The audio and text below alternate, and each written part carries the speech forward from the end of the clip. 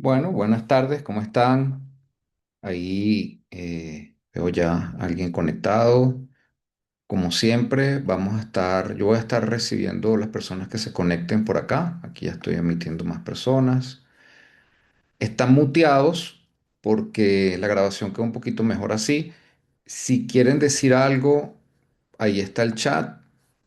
Y bueno, si amerita y ustedes también así lo quieren, puedo habilitar para que puedan también participar, hacer alguna pregunta. ¿Ok? Bueno, hoy vamos a hablar de un tema bien importante porque tiene que ver mucho con lo que nosotros a veces vivimos después de terminar una relación o cuando estamos a punto de terminar una relación. A ver, voy a compartir aquí mi presentación para que podamos llevar las cosas un poquito más ordenado. Y el tema de hoy es ¿por qué te cuesta soltar a quien te hizo daño? Esto es algo que, bueno, muchos de nosotros hemos vivido. Yo creo que muy pocas personas no hayan pasado por algo así, ¿no? Que les cueste soltar a alguien. Y aquí hay también una pequeña trampa del lenguaje, a mí me gusta siempre ponerlas, porque me gusta evidenciar una forma de pensar que nos hace daño. Y esa forma de pensar se refleja en la forma en que hablamos. Entonces, ¿por qué te cuesta soltar a quien te hizo daño? Bueno, entonces, la primera pregunta, ¿te hizo daño o permitiste que te hiciera daño? El decir X persona me hizo daño en una relación, estoy hablando de eh, una relación amorosa, lo que hace es que pone en el otro el poder. Y la persona, o sea, vamos a suponer que soy yo, digo, esa persona me hizo daño, yo estoy soltando mi poder, estoy soltando mi responsabilidad. Por supuesto que aquí hay que hacer la salvedad de casos que los hay, pero son muy, porcentualmente son muy pocos, en lo que una persona quiere hacerte daño de forma a propósito, ¿no? Adrede y daño físico, ¿ok? También hay daño psicológico, pero ya el daño físico, bueno, es algo un poquito más extremo, no es lo que estamos tocando aquí, estamos tocando lo más común. Entonces, cuando una persona te hace daño, muy entre comillas, es porque lo permitiste. Entonces, ahí la pregunta es, ¿qué permitiste al inicio de esa relación que luego terminó degradando ese vínculo al punto de lastimarte? Es posible que hayas dejado pasar alguna falta de respeto, que te hayas dejado gritar y que no hayas dicho nada, que tal vez hayas permitido que te ridiculizaran en público. Esas cosas que parecen pequeñas, pero en las que el otro se coloca en una posición de autoridad con respecto a ti y tú no dices nada, porque dices, bueno, ya le pasará, no es tan grave, prefiero no decir nada para que esto termine, para no entrar en conflicto, para no pelear. Y está bien no pelear, pero eso no implica no entrar en conflicto. Un conflicto no necesariamente tiene que ser pelea. Entonces aquí la pregunta es, ¿qué fue lo que empezaste a permitir en un inicio que degradó esa relación y que te lastimó y que no dijiste? ¿Ok? Ahora, otra pregunta importante, ¿qué ganabas tú con ese sufrimiento? En el momento en que estabas en la relación, que ya estaba degradada, que ya te estaba lastimando, ¿qué ganabas tú ahí? Parece paradójico, pero muchas veces el sufrimiento, el dolor, nos da alguna ventaja. No siempre, pero nos da una ventaja. Puede ser que tu respuesta a esta pregunta sea, no, yo no ganaba nada, ok, pero a veces sí, hay personas que a veces ganan con una situación en la que se sienten lastimados. Voy a poner un ejemplo que no tiene que ver para nada con una relación de pareja. A veces pasa que hay familiares, vamos a decir, ni mamá, ni papá, o ni abuelo, ni abuela, familiares que para tener el cuidado de su familia prefieren estar enfermos y mantienen de forma inconsciente, esto no es que ellos se ponen a pensar, ¿no? Pero de forma inconsciente mantienen un estado de dar lástima. Y con eso ellos aseguran el cariño de sus familiares. Entonces, esto es un ejemplo que no tiene que ver con la pareja, pero en la relación de pareja a veces el ser víctima me aporta algo. Y eso hay que tenerlo en cuenta. Hay que preguntárselo. ¿Es mi caso? ¿Es mi caso el que yo estoy aquí sufriendo, me lastiman, me es infiel, me dicen mentiras, etcétera, y yo sigo aquí? ¿Qué estoy ganando yo con esto? A lo mejor la respuesta te sorprenda, pero si te haces esa pregunta de forma sincera, puedes descubrir muchas cosas. Y aquí, bueno, viene lo mismo, o sea, aceptas tu cuota de responsabilidad. No solo lo que permitiste, sino cómo reaccionaste tú ante algo que te lastimaba. Tal vez lo dijiste, tal vez tú dijiste, mira, eso no me gusta, pero a lo mejor no lo supiste decir. Y la situación escaló a algo que bueno, no trajo nada bueno. Entonces, aceptar esa cuota de responsabilidad, no de culpa, de responsabilidad. Decir, ok, yo en ese momento no supe cómo afrontar esta situación, pero también yo caí en actitudes que degradaron la relación. Y aceptar esa responsabilidad es muy importante. Sin eso, es muy difícil salir de una situación en la cual no puedes superar a esa persona, en la cual no puedes dejar de pensar en ella. Y bueno, aquí lo mencioné antes también. ¿Te sientes víctima de esa persona? Si es así, en alguna medida, has perdido el control de lo que tú realmente, el único que tú tienes control, que es tú mismo. Si tú te sientes víctima de la situación, es otro indicativo de que soltaste tu responsabilidad y le entregaste el poder al otro, a la otra persona.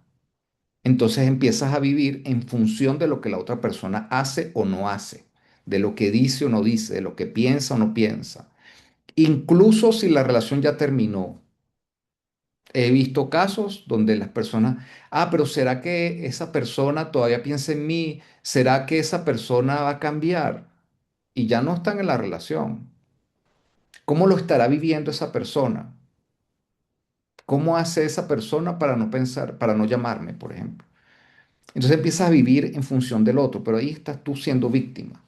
No, lo importante, lo importante eres tú, recuperar tu poder, recuperar el control de tu situación, de tu estado emocional.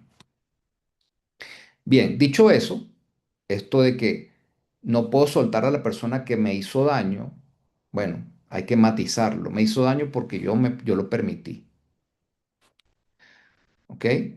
Entonces, bueno, es como esta situación se siente como un náufrago que consigue una tabla en medio del océano. Se agarra a esa tabla y no la suelta por nada del mundo. ¿Por qué? Porque su vida está en juego.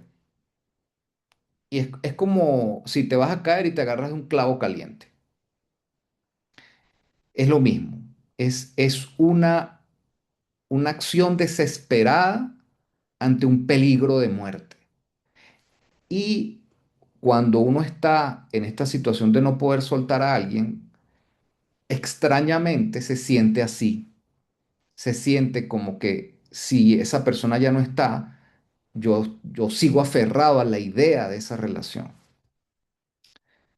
¿Ok? Entonces, es porque existe una creencia muy profunda, una creencia que para ti no es evidente, pero está muy en el fondo de tu mente. Crees que tu vida depende de esa tabla, es decir, de esa persona. Tal vez pasaste mucho tiempo viviendo con esa persona, una relación larga. Tal vez construyeron muchas cosas juntos. Pero bueno, hubo cosas que te lastimaron, la relación terminó y entonces queda ese recuerdo de eso que invertiste ahí. Bueno, ya vamos a hablar un poquito de eso.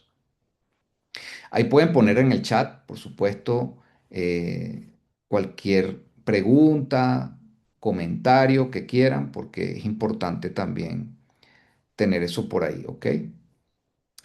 Saludos, bueno, aquí voy a leer aquí algunos mensajes rapidito. Bueno, saludos de Venezuela. Bueno, fuerza para todos mis hermanos venezolanos por este momento que están pasando ahorita, ¿ok? Em, bien, bueno, vamos a hablar un poquito de esto, la supervivencia. ¿Por qué te aferras como si fueses un náufrago a esa tabla? Porque es un tema de supervivencia, o se vive como supervivencia, parece.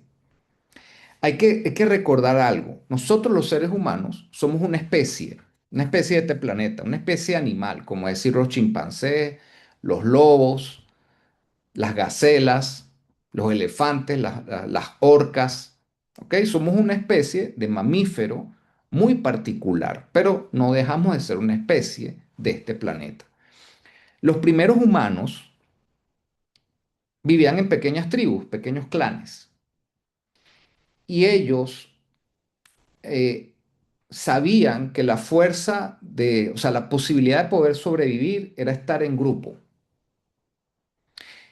Cuando ellos expulsaban a alguien de la tribu, era porque esa persona había hecho algo muy grave, un asesinato, algo así, ¿no? O había cometido una deshonra que la tribu no podía soportar. Era alguien en quien no podían confiar. Imagínense ustedes un grupo humano de unas 20 personas. Ahí cada quien cuenta. Prescindir de uno es grave. Prescindir de una sola persona tiene un costo muy alto y podía poner en peligro la supervivencia de ese clan o que la pasaran mal. Pero es decir, que esa decisión de decir, bueno, te vas de aquí, ya no eres parte de nuestra tribu, era una decisión dolorosa, pero que era necesaria en ese momento.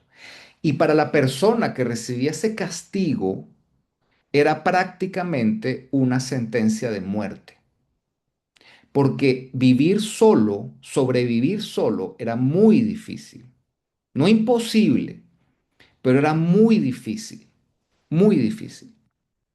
Entonces, lo que era la exclusión o el rechazo al grupo, en nuestra mente, en nuestro ADN ya de especie, en nuestro instinto de la especie humana, se asoció a castigo y a muerte. Es decir, cuando yo soy rechazado de un grupo, de una familia, por ejemplo, o de un grupo de amigos, o de una empresa que me despiden, ese rechazo, esa exclusión se vive como una sentencia de muerte, muy en lo profundo de tu psique, porque eso está grabado a fuego en nuestro ADN. Es como una programación. Bueno, no es como, es una programación. Entonces, aquí es importante no confundir separación de una pareja con esta exclusión, ¿ok? La separación, hay que tener muy claro, es nada más y nada menos que el final de una relación. Más nada que eso. ¿Es doloroso? Sí, pero no es una exclusión. Es el final de un vínculo entre dos personas. Es una circunstancia, no es un castigo. Eso también es importante comprenderlo. Si tú vives esa separación como un castigo, vas a sufrir mucho. Pero si comprendes que es una circunstancia, una situación muy particular de tu vida, pero no es un castigo, entonces ya se ve distinto. ¿Ok? Entonces, en el peor de los casos, una separación puede significar el rechazo de esa persona hacia ti, pero más nada que eso. No es una exclusión. No, no vas a morir si no estás con esa persona. No implica que no duela, duele, pero ponerlo en perspectiva, tú dices, ah, ok, sí, bueno, a lo sumo esta persona me rechazó, ¿ok? Entonces, ese rechazo o separación no es exclusión, no es una sentencia de muerte. Se puede sentir así, pero comprender esto te da luces y dices, ah, ok, no, esto es solo una separación. Es importante, sí, pero no llega al punto de poner mi vida en riesgo. Así yo lo siento así. Y algo que tener claro, y es que así ustedes tengan hijos, esos hijos siguen siendo tus hijos. Así se queden a vivir con otra persona. Siguen siendo tus hijos. El vínculo existe más allá de la muerte incluso. Tú vas a seguir siendo su papá o su mamá y ellos van a seguir siendo tus hijos. Entonces, no es que te sacaron de un clan, de una tribu, ¿ok? Es que esa pareja deja de vivir y de tener una vida juntos. Entonces, no es tan grave como se siente. Y yo sé que se siente grave, duele, pero no es tan grave como una exclusión de esa que vivían nuestros ancestros hace miles de años. No es tan grave al punto de que tu vida depende de eso. O sea, el vínculo siempre se mantiene, el de tus hijos, si es que los tienes. Yo he escuchado gente que dice, es que si me separo voy a perder a mis hijos. ¿Por qué? Ah, bueno, puede haber que el otro hace, o sea, mete una demanda y te quita la custodia. Pero aún así sigue siendo su papá o su mamá. Y aún así, a menos que haya habido casos realmente de maltrato comprobados y que haya una orden de alejamiento, aún así va a haber un espacio para que tú puedas ver a esos hijos y tener una relación con ellos y mantener ese vínculo vivo, ¿ok? Entonces, no es el final de tu pertenencia a ese clan, ¿ok? Bien, a ver si hay comentarios por acá en el chat. Bien, Arnaldo, bienvenido. Bueno, vi que entraste por ahí. Ok, entonces, vamos a suponer que tú lo estás viviendo en este momento como una exclusión, como un rechazo a la tribu, como ese peligro de muerte. Entonces, aquí la pregunta es, ¿será que tú te has sentido excluido en el pasado? Y cuando hablo de pasado de tu infancia, fuiste abandonado o abandonada. Y ese abandono se puede interpretar como exclusión, porque uno está pequeño, o sea, uno es un infante, un niño, una niña, y tú no puedes interpretar eso, o sea, la falta de presencia de nuestros padres, por la razón que haya sido, se puede interpretar muy fácilmente como exclusión. Imagínense si es, vamos a suponer un caso grave, la madre, que es la que te da la vida, y a muy temprana edad esa persona se va o te deja con alguien al cuidado. Eso se siente como que, mira, mi vida está en peligro, mi vida está en peligro. No lo piensas, lo sientes, no lo puedes poner ni en palabras. Entonces, si por alguna razón tú tuviste padre o madre o ambos ausentes,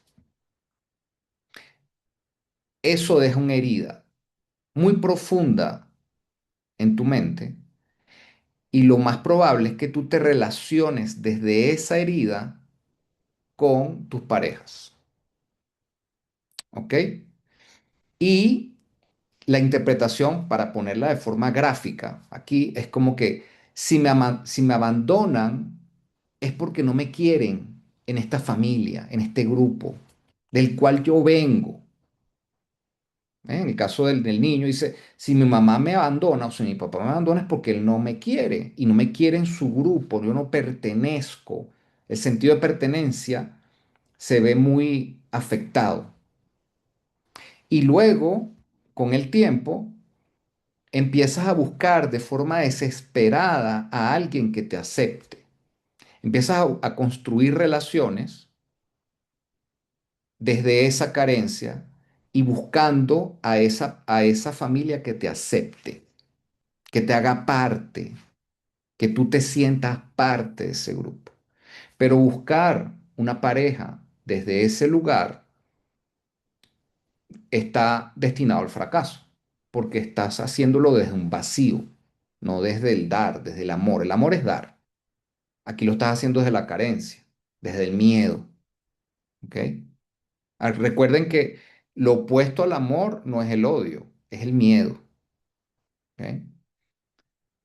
Ahora, puede ser que este no sea tu caso, pero yo he visto que en muchos casos, ¿no? Tal vez la mayoría, eh, el problema de sentirse apegado a alguien con quien ya terminaste o con quien estás terminando, tiene que ver con estos temas familiares.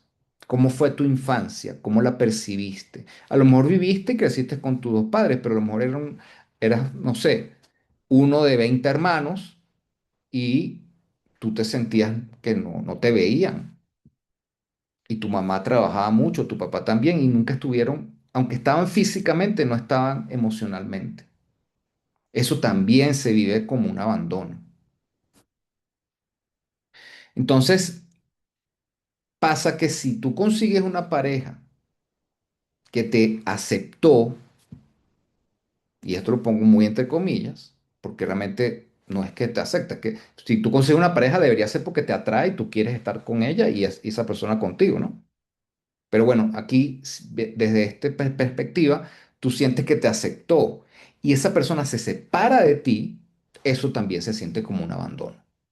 Entonces vuelve el ciclo, o sea, revives emocionalmente aquello que viviste en tu infancia. Hay otras razones, hay otras razones.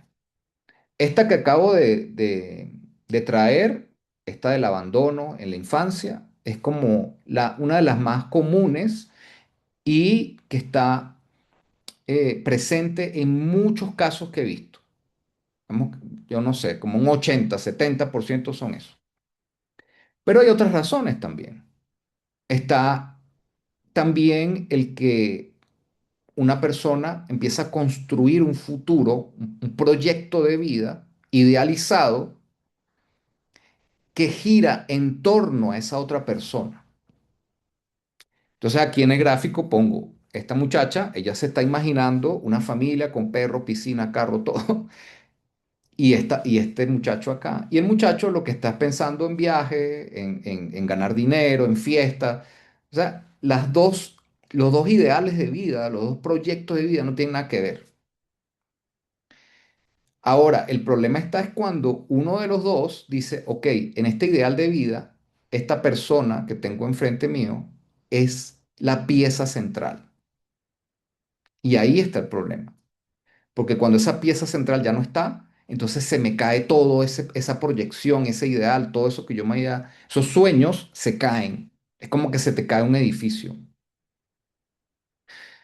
Otra razón por la cual a veces cuesta soltar a esa persona que nosotros pensamos que nos hizo daño, que ya vimos que no, que nosotros permitimos que nos hiciera daño, es que te pones a recordar la proyección de ese ideal de persona, ya no del proyecto de vida, sino de la persona que te hiciste en tu mente y no miras a la persona real. Todos los seres humanos reales tenemos defectos y tenemos virtudes. Hay cosas que hacemos muy bien, hay cosas que hacemos muy mal.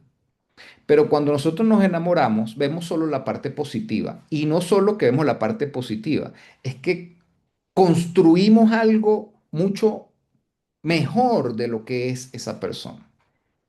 Es un ideal totalmente fabricado. Pasa el tiempo y bueno, la relación se degrada, termina y tú empiezas a sufrir por no poder soltar a esa persona. Pero muchas veces pasa que dejas de ver la persona real y te centras en ese ideal, recordar solamente ese ideal que es totalmente construido. No quiere decir que esta persona real no tenga cosas positivas, pero esa persona real no es ese ideal que tú estás recordando. ¿Ok? Pongan por ahí en el chat si esto que les estoy diciendo les hace sentido, ¿no? Entonces, yo les traigo algunas preguntas útiles para que se lleven. No las tienen que contestar aquí, no las tienen que contestar en el chat, la contestan en su casa tranquilamente con una taza de café. ¿Ok? La primera pregunta es, ¿me enamoré de una proyección o de la persona real? Y aquí una pista es, mira, ¿cómo me sentía yo tal vez por ahí unos 2, 3 años después de estar con esa persona? ¿Cómo fue esa transición de ese periodo de enamoramiento, que la misma palabra lo dice, enamoramiento, de mentir?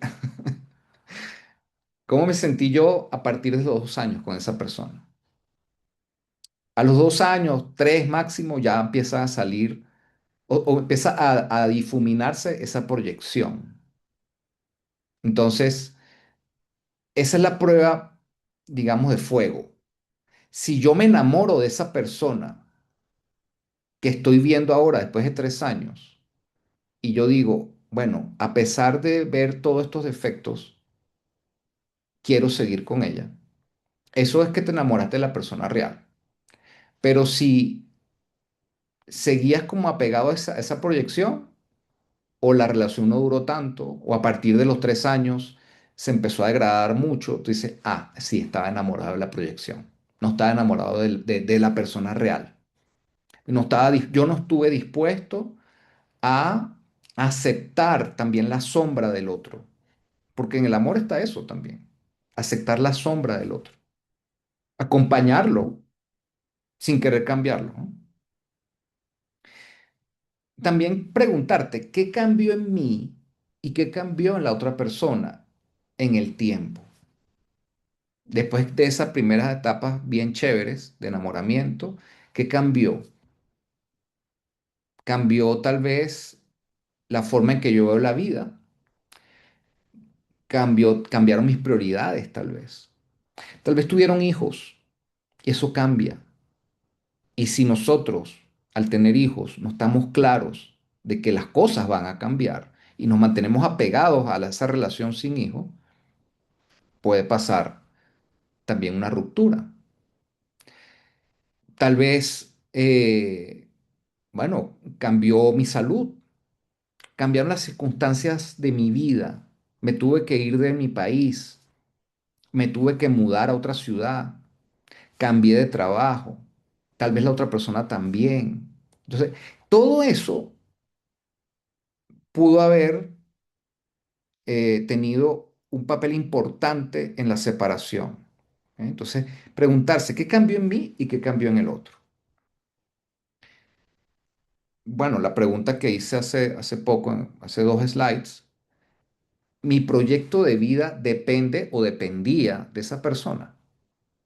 Yo me planteé en algún momento, o sea, independientemente de la persona con la cual esté, este va a ser mi vida. Eso es una pregunta muy útil, plantearse eso. O sea, ¿cómo sería mi vida independientemente de que yo esté solo o de que tenga X persona conmigo?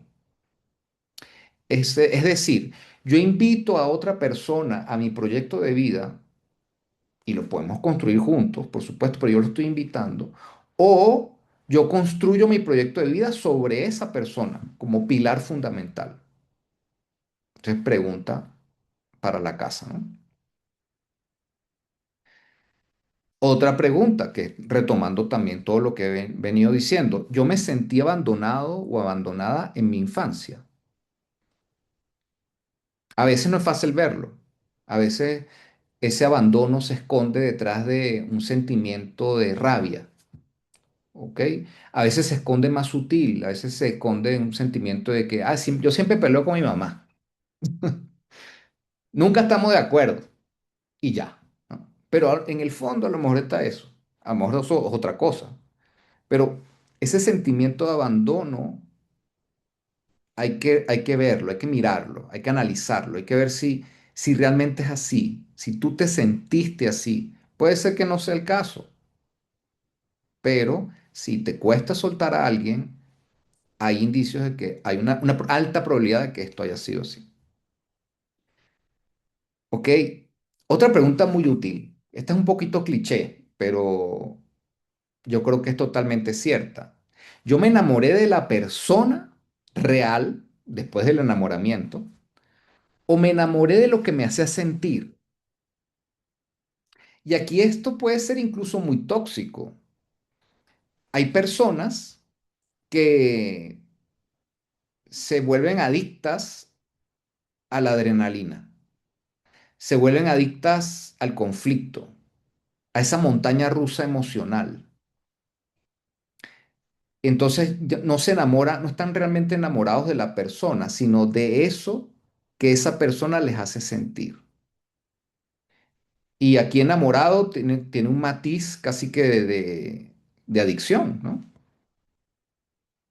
Y entonces es donde tú ves estas relaciones donde terminan, vuelven y uno les infiel al otro, entonces el otro se venga de otra manera, ¿no?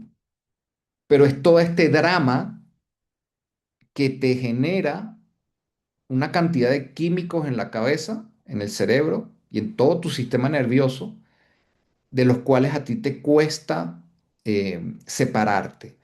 Y vives ese duelo del final de esa relación casi que como un síndrome de abstinencia. Es como el alcohólico que le quitan, que no deja de beber. Empieza a sentirse mal físicamente. Y esto es así también para este tipo de situaciones en las cuales te cuesta soltar a la persona. Es literalmente un síndrome de abstinencia. Entonces hay que, por supuesto, no es tan fuerte como el del alcohol, pero se parece bastante. Entonces hay que centrarse y ser muy sincero con uno mismo y decir, no, mira, o sea, reconozco que sí, tal vez la persona me gustaba, pero lo que más pesaba es eso que me hacía sentir. Bueno, ahí ya es un paso adicional para tú empezar a soltar, comprender de dónde viene esa sensación. Otra pregunta interesante. Si tú hubieses tenido 1000 opciones diferentes de personas con las cuales estar, ¿hubieses elegido a esa persona? Hubiese, y de todas esas, ¿por qué pongo 1000? Porque es bastante, ¿no? En las 1000 hay una persona muy atractiva, pero que es muy inmadura. Hay personas muy atractivas que son muy maduras. Hay personas atractivas que son muy interesantes. Hay personas atractivas que son aburridas. Hay personas feas, pero que son muy interesantes. Hay personas feas que son muy cariñosas. Ahí está desde el perfecto, del ideal perfecto hasta el que no está muy bien, ¿no? Si tuvieses tenido 1000 personas para escoger y dentro de esas 1000 personas estaba esa con la que estaba pegado todavía, hubieses escogido esa persona. ¿Por qué hacer esta pregunta? Que es una pregunta, un ejercicio mental. Porque eso te puede dar una perspectiva distinta, ¿eh? De poner en su lugar las cosas y decir, ok, yo en ese momento de mi vida, cuando empezamos esa relación, yo tenía estos valores, para mí eran importantes estas cosas, Y bueno, me dejé llevar, porque así es la vida. Pero en este momento ya no es así. Tal vez yo no vi algunas banderas rojas y yo ahora con esta experiencia no hubiese escogido a esta persona. Tal vez hubiese pasado un rato con ella, pero no me hubiese metido en una relación tan seria con esta persona. O sea, una pregunta interesante como para cambiar un poco la visión, ¿no? De dónde estás mirando, para ver un poquito las cosas un poquito más desde arriba, no tan metido en el problema. Y algo muy importante, si tú sientes que esa persona vale más que tu tranquilidad, y contéstala con toda sinceridad para ti mismo o para ti mismo. Esa persona o estar con esa persona vale más que mi tranquilidad. Eso es importante también hacerse esa pregunta. Porque si tú pones por encima la relación a tu tranquilidad, hay un problema, hay un problema. Y bueno, no vamos a entrar aquí cómo resolver ese problema, pero reconocerlo es importante. Que saber dónde estás parado, dónde estás parada. Y decir, sí, yo le estoy dando más importancia a esa relación o al recuerdo de esa relación que a mi propia tranquilidad. Al hacer mi vida, el tomar mi camino, que durante un tiempo fue con esa persona, pero no necesariamente tiene que seguir siendo con esa persona. ¿Ok? Entonces, yo los invito a hacerse esas preguntas para buscar la raíz del sufrimiento. ¿Ok? Ese sufrimiento de amor, la mayoría de las veces, no voy a decir que siempre, 100%, pero el 99% de las veces tiene su raíz en historias familiares. Y cuando digo historias familiares, me refiero a tu infancia. A veces ni siquiera tiene que ver contigo. A veces son historias de nuestros padres. A veces son historias de nuestros abuelos, de nuestros bisabuelos, de nuestros tíos. Porque en una familia, como un sistema interconectado, a veces las cosas que le suceden a ellos, a nuestros ancestros, a nuestros abuelos, vamos a poner ejemplo, nos pegan a nosotros. De hecho, está demostrado por una disciplina que se llama la epigenética que los traumas son heredados. ¿Ah? Cuando hay un trauma emocional en una familia, en una mujer o en un hombre, esos traumas se heredan a sus hijos. No siempre se activan, son como las enfermedades.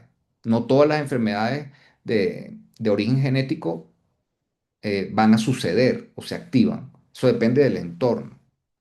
Igual es con estos traumas emocionales, psicológicos, son transmitidos a las siguientes generaciones. De hecho, ya está demostrado que al menos hasta la tercera, pero yo creo que va un poquito más allá, son transmitidos a las siguientes generaciones y dependiendo de las circunstancias del entorno, se activan o no. Entonces, a veces pasa que tienes personas repitiendo historias o dinámicas de sus abuelos o de sus bisabuelos. Entonces es importante mirar ahí también. Hacer estas preguntas que acabo de plantear hace poco, perdón, estas de acá, uh, ya va. Estas preguntas te ayudan a ir hurgando un poquito en esas raíces, ¿ok? Pero aquí estás apenas en la superficie. ¿Eh?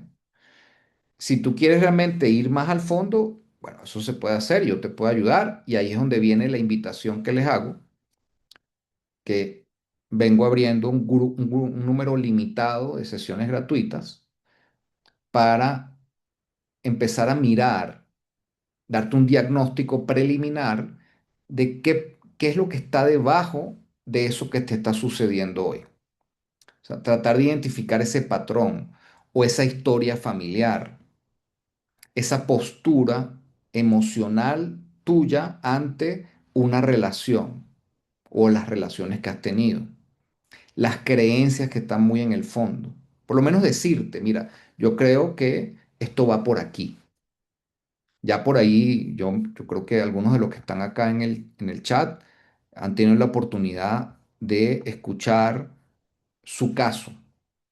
Por ejemplo, Arnaldo, creo que no recuerdo bien, Arnaldo, si ya yo te di un diagnóstico preliminar, ¿no? Pero es importante aprovechar esta invitación. Entonces, si te interesa tener ese diagnóstico, tú me escribes al mismo número de teléfono por el cual te llega la invitación de este grupo, ¿ok? Que es un número de Colombia. Y ahí yo te comparto los detalles y voy mirando cómo te puedo ayudar y podemos hacer tal vez una sesión gratuita sin costo para poder mirar en detalle qué te acontece, ¿ok? Bueno, estamos terminando. Me parece muy chévere que hayan estado acá compartiendo conmigo. Yo voy a estar subiendo esto a mi canal y bueno, nos vemos la próxima semana. Un abrazo para todos allá en Venezuela. Espero que sus familias estén muy bien y que, bueno, pronto salgan adelante. Hasta luego.